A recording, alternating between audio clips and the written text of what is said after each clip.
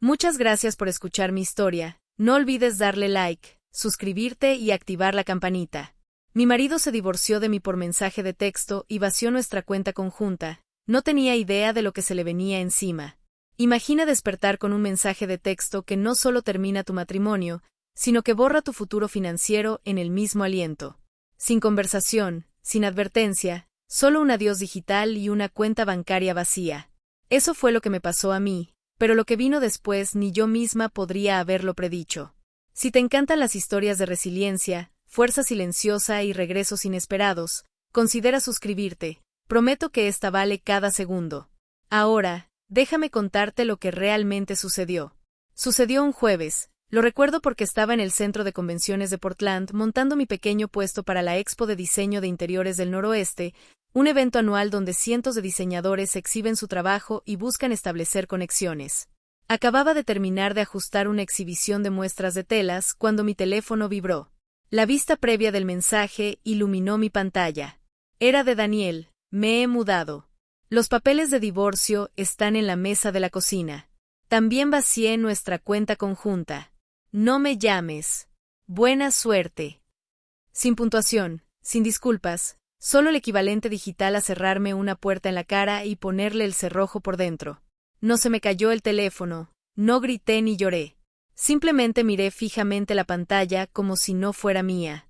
A mi alrededor, el ruido de los taladros, las grapadoras y las conversaciones educadas continuó como si nada hubiera cambiado, y para ellos, nada había cambiado. Pero para mí, un matrimonio de 15 años acababa de terminar con 3 frases. Mi asistente, Carmen, se acercó con 2 cafés en la mano. Tu espresso, jefa. ¿Estás bien? Pareces haber visto un fantasma. Tomé la taza y sonreí, algo así. Esa noche regresé a a mi casa vacía. Daniel se había llevado su ropa, sus palos de golf y su caro altavoz Bluetooth.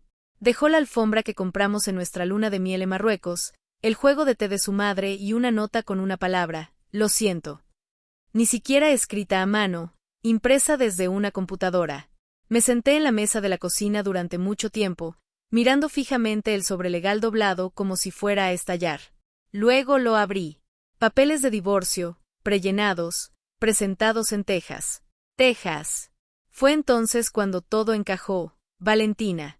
Hace 6 meses, Daniel había comenzado a actuar extraño. Las sesiones nocturnas de codificación para solicitudes urgentes de clientes, la nueva colonia que nunca usaba para mí, la membresía de gimnasio que de repente necesitaba.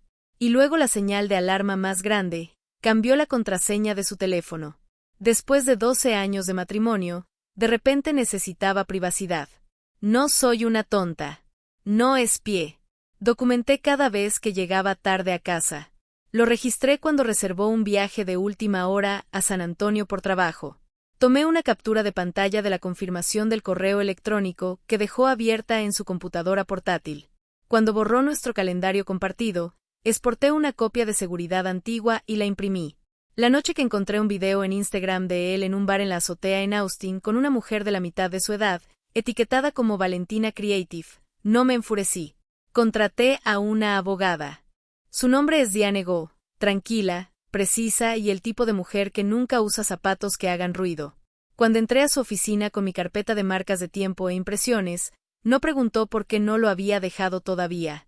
Simplemente dijo, permítame enseñarle cómo proteger lo que es suyo. Ese día abrí una cuenta bancaria separada.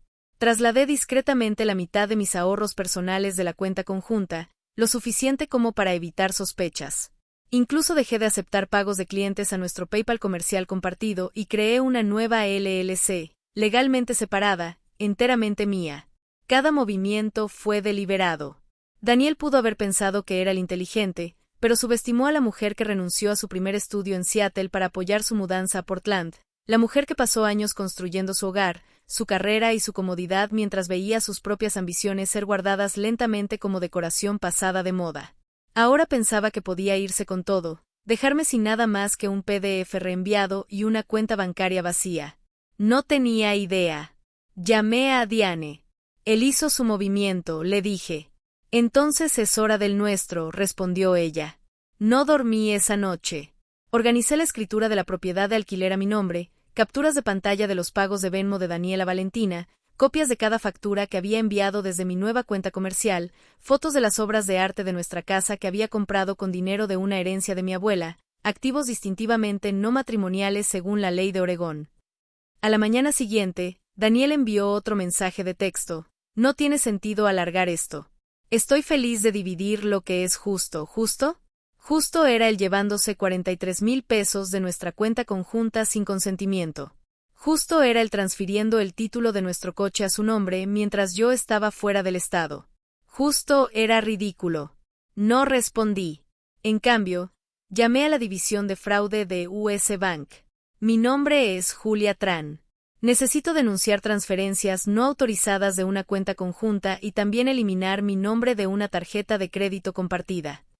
La mujer al otro lado de la línea fue amable y eficiente. Cuando le dije la cantidad que faltaba, dijo suavemente: «Lo siento mucho, señora Tran. Pondremos en marcha el papeleo de fraude de inmediato». Siempre me había preguntado cómo se sentía el poder. No el poder sobre los demás, sino el poder sobre tu propia historia. Ese día lo sentí crepitar dentro de mí como la estática antes de una tormenta. Para el sábado, amigos en común comenzaron a contactarme. Escuché que tú y Daniel se separaron. ¡Qué repentino! Repentino. Daniel había estado dividiéndose entre Valentina y yo durante casi un año. Lo único repentino fue la frialdad con la que pulsó enviar en nuestro matrimonio. Pero no los corregí. Dejé que los rumores circularan, que él hiciera el papel de víctima. En los primeros días, no tenía interés en defenderme ante personas que no se molestaron en preguntar, porque sabía lo que se avecinaba. Sabía que Daniel había cometido un error crítico. Asumió que me derrumbaría. Olvidó que yo era una constructora de habitaciones, de hogares, de marcas, de resiliencia. Y ahora estaba construyendo otra cosa, un caso. Y él no tenía idea de lo que estaba a punto de golpearlo.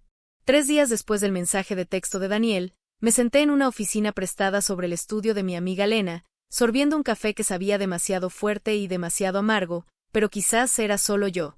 Había pasado el fin de semana limpiando los restos de un matrimonio a la inversa, eliminando su nombre de los servicios públicos, congelando cuentas conjuntas, iniciando sesión en nuestro hogar de Amazon y cambiando la contraseña para que no pudiera seguir aprovechándose de mi prime. Pero emocionalmente, eso tomó más tiempo. Daniel y yo nos habíamos conocido en una conferencia de diseño en San Francisco hace 16 años. Él había sido encantador entonces, divertido y tenso, y genuinamente fascinado con mi trabajo. Tu cerebro es como un plano, me dijo una vez, ves cómo podrían ser las cosas antes de que existan. Ahora no podía ver más allá de una modelo de Instagram con muchos filtros que pensaba que el diseño era solo vibes. Es curioso lo rápido que los hombres olvidan tu valor una vez que tu lealtad se vuelve inconveniente. Aún así, fui criada mejor que para usar la amargura como arma. No quería venganza por el dolor en sí. Quería paz, protección, control sobre el desorden que no había creado, pero que ahora tendría que limpiar. Así que hice lo que mejor sé hacer. Tracé un plan. Esa semana asumí un nuevo proyecto, la conversión de un loft de lujo para una pareja adinerada que se mudaba de Seattle. Me mantuve ocupada, llené mis horas con catálogos de muebles, permisos de renovación y visitas al sitio. Pero detrás de escena, estaba sentando las bases para un tipo diferente de estructura. Lena me había ofrecido espacio de oficina temporal en la parte trasera de su sala de exposición de estilo industrial chic. No pidió detalles, solo me dio una llave y una mirada que decía: «He estado allí. Construye lo que necesites». Comencé a escribir de nuevo. Entradas de blog, consejos para diseñar tu próximo capítulo. Era una metáfora inteligente, obvia quizás, pero efectiva. La gente encontró la vulnerabilidad refrescante, especialmente viniendo de una profesional experimentada. En un mes, mi blog personal, Casa después de él, tenía 10,000 seguidores. El nombre de Daniel nunca apareció, pero la gente entendió. Una entrada en particular se hizo viral, cosas que recuperé después de que se fue. El contrato de arrendamiento, mi apellido, mi futuro. Comencé a recibir solicitudes de entrevistas, podcast, una invitación para hablar en un desayuno de negocios para mujeres en Beaverton.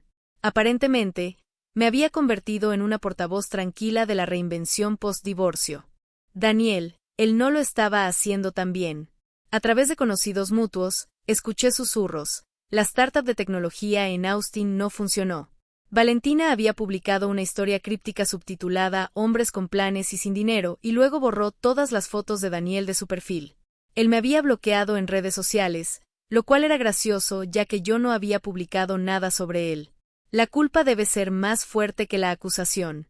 Luego llegó el correo electrónico de nuestra antigua agente inmobiliaria, Julia.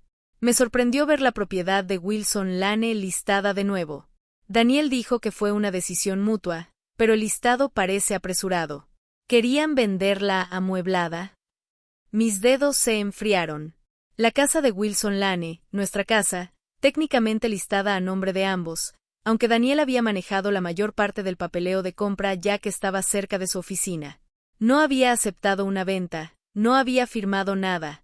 Le reenvié el correo electrónico a Diane con una nota: está vendiendo la casa a mis espaldas. Su respuesta fue inmediata: necesitamos solicitar una orden de restricción sobre la liquidación de activos. Prepararé la moción de emergencia. Resulta que Daniel había falsificado mi firma digital, y mal. Usó un escaneo antiguo de mis iniciales de un contrato de diseño.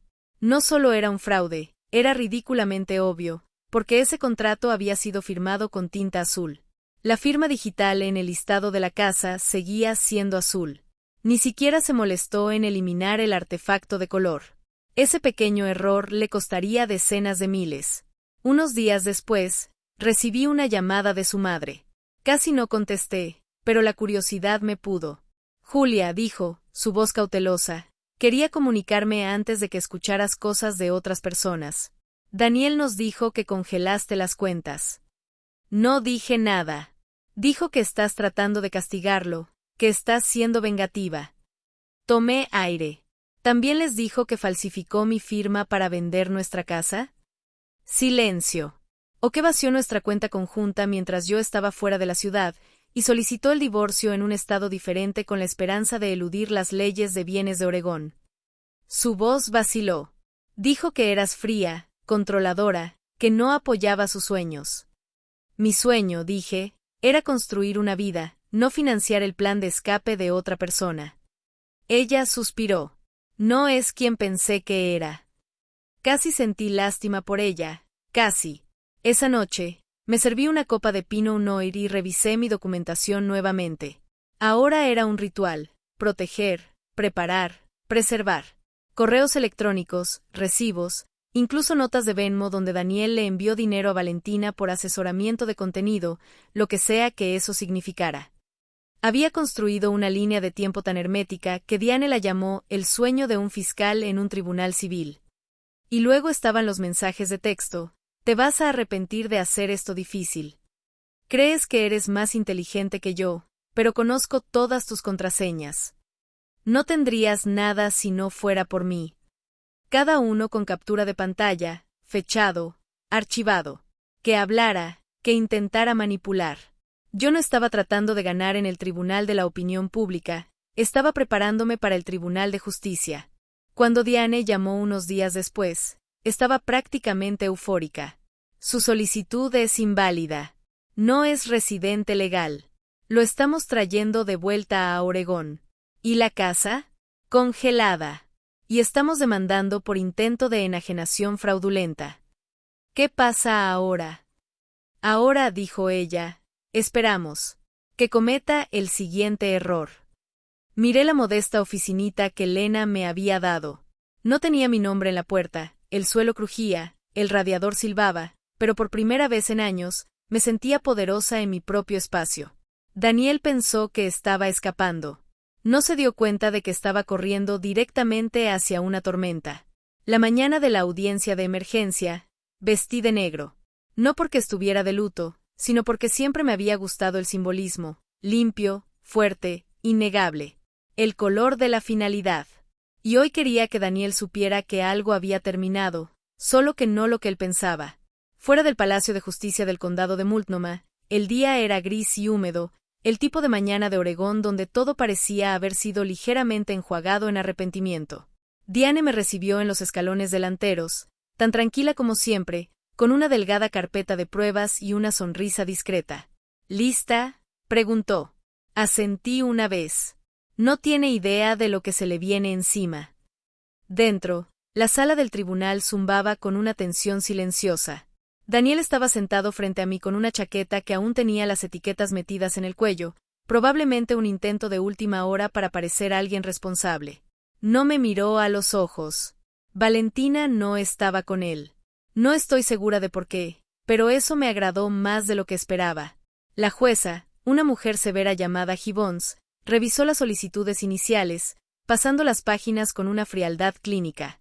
Señora Tran, comenzó, su abogado está solicitando un interdicto contra la liquidación de activos y buscando la restitución por la extracción no autorizada de fondos. Es correcto. Diane se levantó. Sí, su señoría. Hemos proporcionado documentación de la sustracción de la cuenta conjunta sin consentimiento, el intento de venta de una propiedad de propiedad conjunta mediante firma falsificada y la solicitud de divorcio del demandado en una jurisdicción donde no posee residencia legal. La jueza Gibbons arqueó una ceja y se volvió hacia Daniel. Señor Tran, ¿disputa alguna de estas afirmaciones? Daniel se aclaró la garganta. Su señoría, nunca fue mi intención engañar a nadie. Yo solo necesitaba seguir adelante. Las cosas entre nosotros ya estaban rotas. Las decisiones financieras se tomaron en ese contexto. Casi me reía a carcajadas. ¿Contexto? ¿Así le llamamos ahora al robo y la falsificación? Diane no se inmutó. La intención no es el problema, su señoría. El impacto sí lo es. Y el impacto aquí es claro. La señora Tran quedó financieramente vulnerable mientras el demandado intentaba mover activos sin transparencia ni autoridad legal. Luego vino la parte divertida. Diane entregó el paquete que habíamos pasado semanas armando, capturas de pantalla de los mensajes de texto de Daniel admitiendo haber movido dinero, impresiones de transacciones de Venmo a Valentina marcadas como asesoramiento de marca, ayuda de apartamento, la firma falsificada con metadatos que mostraban que provenía de un escaneo obsoleto. La jueza Gibbons hojeó lentamente. Cuando llegó al correo electrónico de nuestra agente inmobiliaria sobre la casa, se detuvo. Señor Tran, ¿intentó usted listar una casa de propiedad conjunta sin el conocimiento de la demandante? ¿Lo niega? Pensé que ella estaría de acuerdo. Ni siquiera vivía allí ya. Así no es como funciona la propiedad conjunta en el estado de Oregón, espetó la jueza. Y falsificar una firma digital no es una laguna legal, es un delito. El abogado de Daniel, un hombre que parecía desear estar en cualquier otro lugar, trató de intervenir. Su señoría, creemos que esto es una disputa matrimonial que debe manejarse durante el arbitraje de divorcio, no mediante una orden de emergencia. Pero Gibbons no se lo tragó. El tribunal encuentra causa suficiente para congelar todos los activos compartidos a la espera de una audiencia completa. Además, estamos remitiendo este asunto a la Fiscalía para que revise la denuncia de falsificación. Si es necesario, se pueden presentar cargos penales. La cara de Daniel finalmente cambió. Esa confianza engreída y escurridiza que llevaba como perfume se disolvió en algo más cercano al pánico. Espera, ¿qué? No quise que esto llegara tan lejos. Finalmente hablé. Las acciones tienen destinos, Daniel. Que no hayas querido conducir por un precipicio no significa que no tomaste el volante. Me miró, luego me miró de verdad, y creo que por primera vez se dio cuenta de que la versión de mí que pensó que había dejado atrás ya no estaba en la habitación. Las semanas siguientes fueron un desfile de victorias lentas. Primero, su intento de reclamar la propiedad parcial de mi nuevo negocio fue desestimado, gracias a los meticulosos registros que había guardado mostrando que había sido creado bajo una LLC separada, financiada únicamente por ahorros previos al divorcio. Luego vino la casa, nuestro activo compartido más grande. Presenté documentos que mostraban que el pago inicial provenía de un fideicomiso dejado por mi tía, donado únicamente a mí antes del matrimonio. La Ley de Propiedad Comunitaria de Oregón reconocía el principio de rastreo, y Diane rastreó cada centavo. Daniel intentó argumentar la inversión emocional, alegando que él había elegido los azulejos del baño. La jueza no se impresionó. No se obtiene el 50% de una casa porque se eligió el color del rejunte. Valentina, según los susurros de la prima de Daniel, se había quedado callada. El rumor era que se había mudado a Los Ángeles y había bloqueado a Daniel en todo. Bien por ella. No porque le deseara lo mejor, sino porque era una distracción menos en la sala del tribunal, que él intentaba convertir en un escenario. Una tarde, llegué a casa y encontré un paquete en mi porche, sin dirección de remitente. Dentro había una pequeña caja de madera, y dentro de la caja, una unidad USB. Sin nota, solo la unidad. La curiosidad me pudo. Contenía capturas de pantalla, cientos de ellas, de Daniel enviando mensajes a otras mujeres durante los últimos 2 años, coqueteando, mintiendo, enviando dinero. Valentina debió haberlo descargado todo antes de desaparecer. No los usé en el tribunal. No necesitaba hacerlo. Legalmente, eran irrelevantes. Pero los guardé, no por despecho, sino por la memoria. Evidencia de que no lo había imaginado, que la erosión de nuestro matrimonio no había comenzado conmigo siendo fría, sino con él siendo descuidado. En la audiencia final de bienes, Daniel parecía cansado, más pequeño de alguna manera. Su abogado le susurró urgentemente justo antes de que la jueza dictara la sentencia. Obtuve la casa, la propiedad total. Mi estudio y mis cuentas comerciales fueron declaradas propiedad separada. Se le ordenó reembolsar la mitad del retiro de la cuenta conjunta dentro de los 60 días o enfrentar el embargo de activos. Cuando terminó la sesión, Daniel intentó alcanzarme en el pasillo. Julia, espera. Me volví. Yo solo. No pensé que me pelearías así. Eso me detuvo.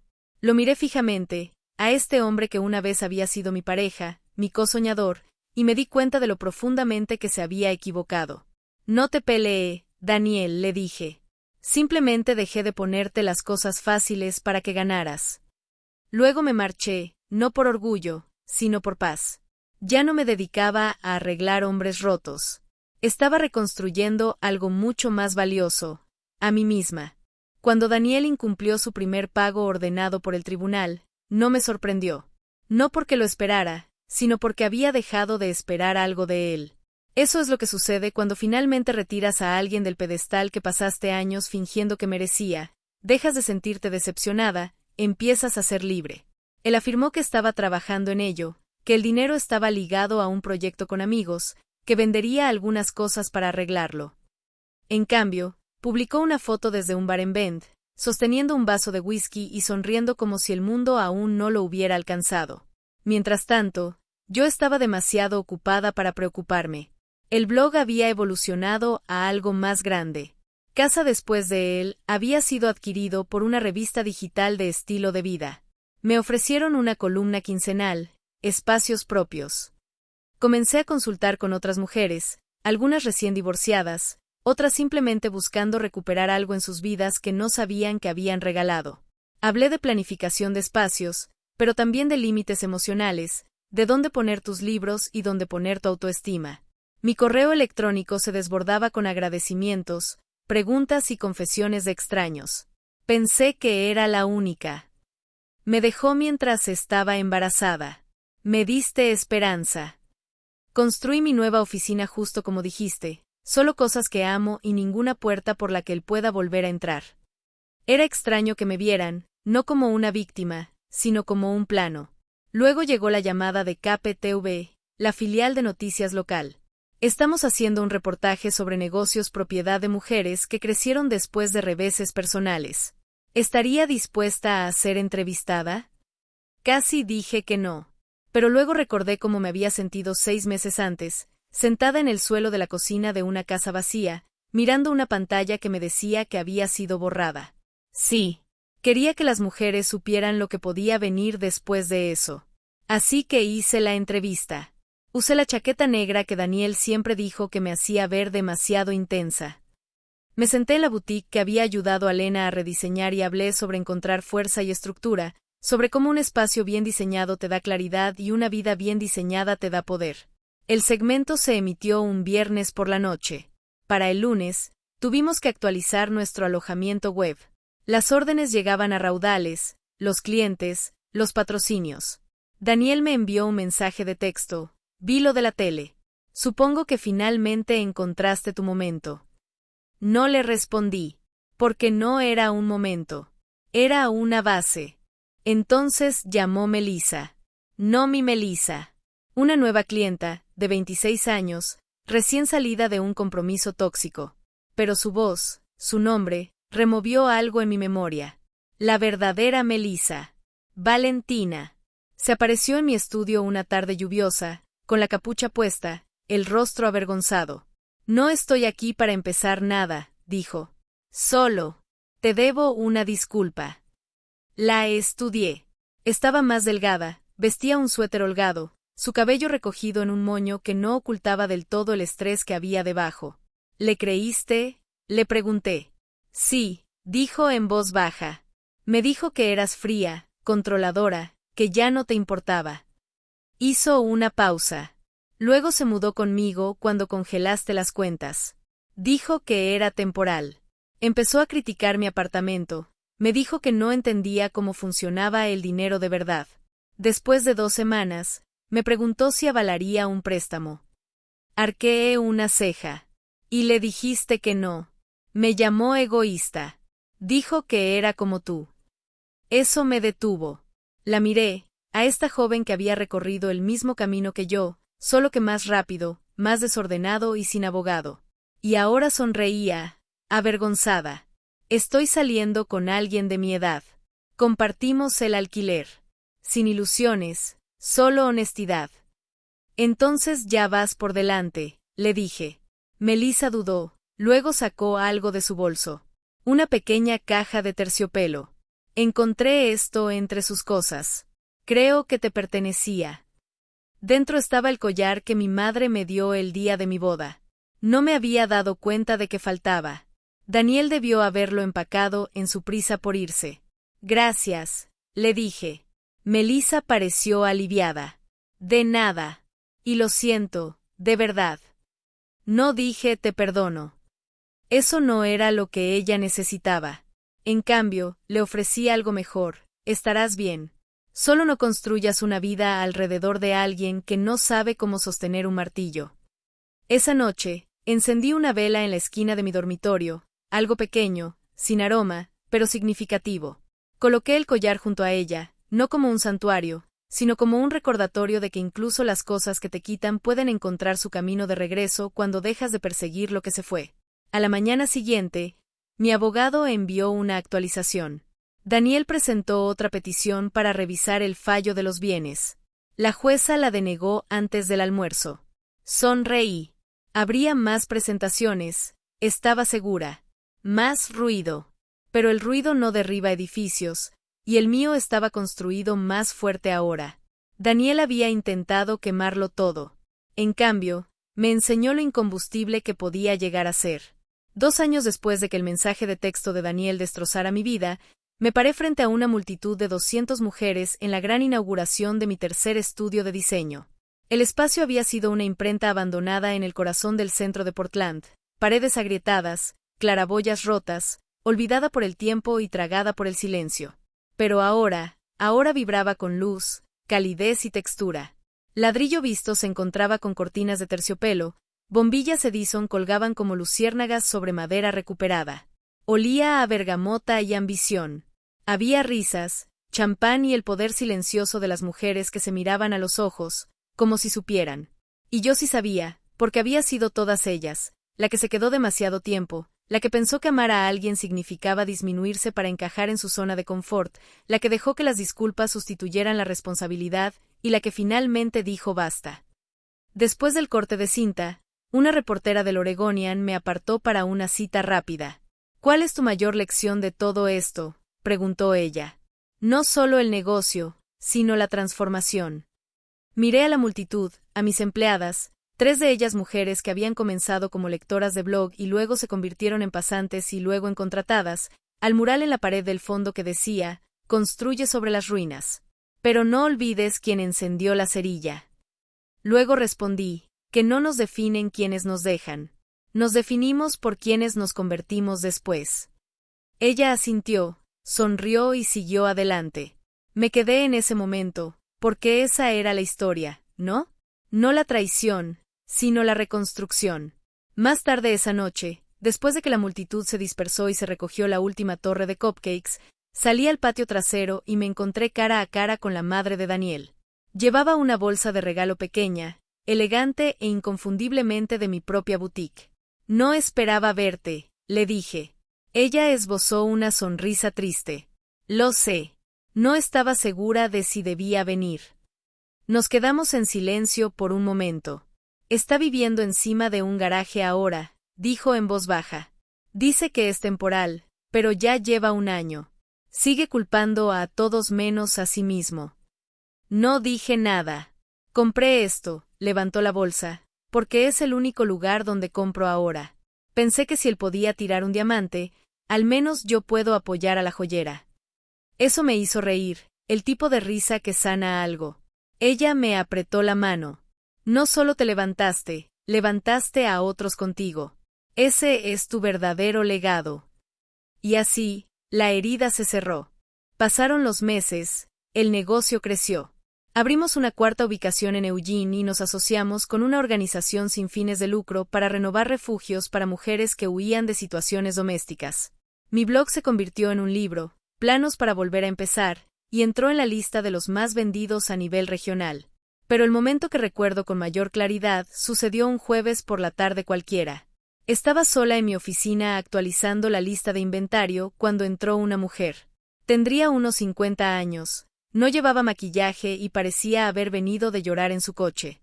No habló de inmediato, solo deambuló por el estudio, sus dedos rozando las telas, sus ojos buscando de estante en estante como si buscara algo que aún no había nombrado. Me acerqué suavemente. Primera vez. Ella asintió. Leí tu historia.